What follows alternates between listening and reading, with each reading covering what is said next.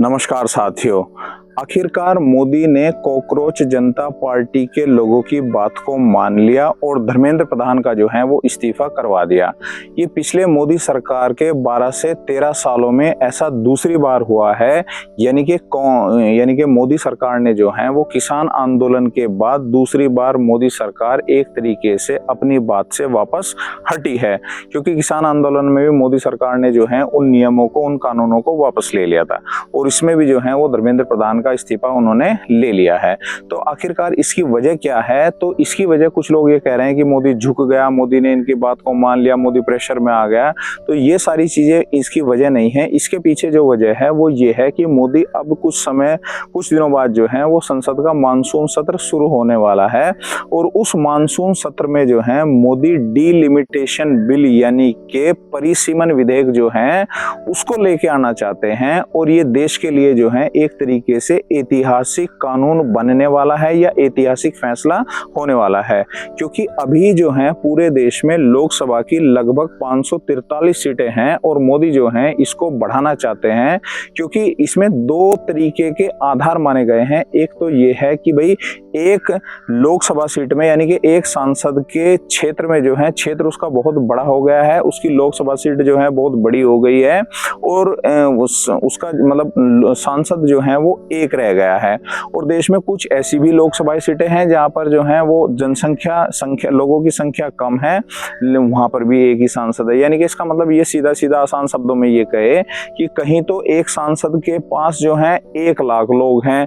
पूरे देश में अपनी संसद में, अपनी संसदीय क्षेत्र में, और कहीं पर जो है वो लगभग जो है 20,000 लोग हैं एक सांसद के पास। तो अब मोदी सरकार जो करना चाह रही है इस डीलिमिटेशन बिल यानी कि परिसीमन विधेयक के बाद जो है वो ये करना चाह रही है कि लोगों का और सांसद का अनुपात तय करना चाह रही है। यानी कि एक सांसद के पास में जो है वो उतने ही लोग हों जितने लोगों की वो सुनवाई कर सके और उतना ही क्षेत्र हो जिसको वो पूरी तरीके से देखभाल कर सके और जिस क्षेत्र का उस क्षेत्र का जो है वो विकास कर सके। तो इसके लिए जो है अभी भी वैसे तो जो है जो कांग्रेस पार्टी या जो विरोधी दल हैं इसका आने वाले समय में संसद में इसका विरोध करेंगे, लेकिन मोदी सरकार जो है इस चीज को ये सोच रही है कि किसी तरीके से इस बिल को अगर पास करवा लिया गया तो पूरे देश में इस समय जो कि 543 लोकसभा की सीटें हैं ये बढ़कर जो है लगभग 850 के आसपास तक हो सकती हैं।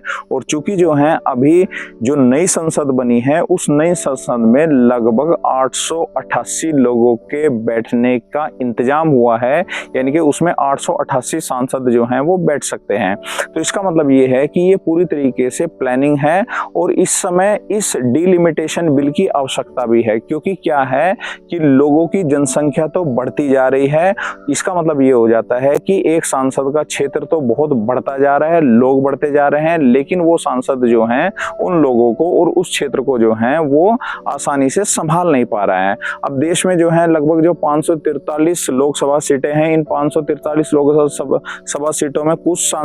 संसदीय क्षेत्र तो कुछ लोकसभा सीटें तो जो हैं वो बहुत ही छोटी लोकसभा सीटें हैं, यानी कि वहां पर तो लोगों का और सांसद का मार्जिन जो है बहुत कम है। और कुछ लोकसभा सीटें जो हैं देश के अंदर इतनी बड़ी लोकसभा सीटें हैं कि वहां पर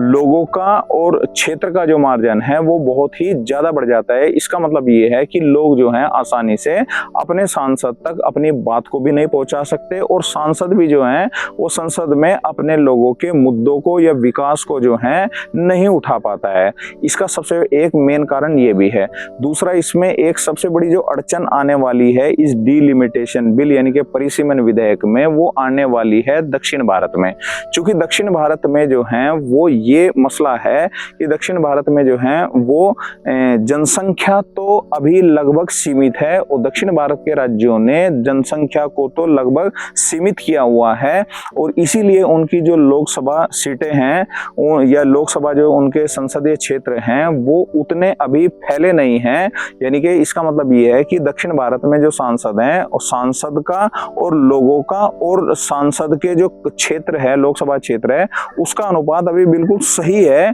और इसीलिए जो है वहाँ प्रोग्रेस हो भी रही है और लोग वहाँ के सांसद जो हैं अपने लोगों की आवाज को संसद में उठा भी रहे हैं। लेकिन जब हम उत्तर भारत की बात करते हैं तो उत्तर भारत में क्या है कि लोकसभा की सीटें जो हैं यहाँ एक तो वैसे ज्यादा हैं, दूसरा क्या है कि यहाँ पर लोकसभा का जो क्षेत्र है वो लगातार बढ़ता जा रहा है, लोगों की आबादी बढ़ती जा रही है, इसलिए यहाँ का उत्तर भारत के जो सांसद हैं वो संसद में न तो अपने लोगों की आवाज उठा पा रहे हैं और ना ही अपने संसदीय क्षेत्र में जो है विकास को कर पा रहे हैं। दूसरा इसमें सबसे मेन पॉइंट जो है वो ये भी है कि डेमोग्राफिक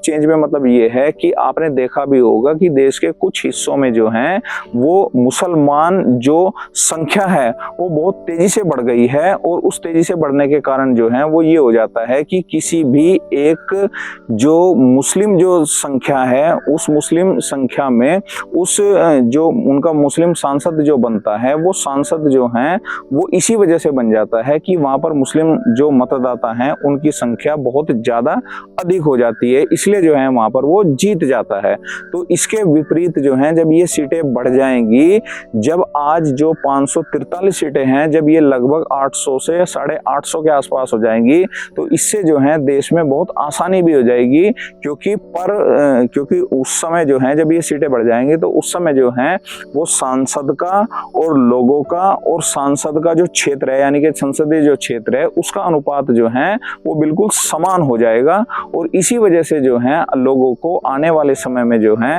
अपने संसदीय क्षेत्र में विकास का भी एक तरीके से लोगों को ये बहुत ही अच्छा जो है इसमें विकास हो पाएगा अपने संसदीय क्षेत्र में और कोई एक सांसद जो है वो अपने लोगों की बात को आसानी से संसद में भी उठा पाएगा। तो इसलिए जो है ये देश में होना बहुत ही जरूरी हो जाता है और इसके साथ साथ जो है वो इसमें जो महिलाओं का 33% आरक्षण है वो आरक्षण भी तभी लागू हो पाएगा जब ये जो सीटें हैं वो लगभग 800 से 850 के आसपास हो जाएंगी, तब जाके महिलाओं को 33% देश में या संसद में जो है वो आरक्षण भी मिल जाएगा। उम्मीद है आपको वीडियो पसंद आई होगी। वीडियो को ज्यादा से ज्यादा शेयर करें, चैनल को सब्सक्राइब करें। धन्यवाद।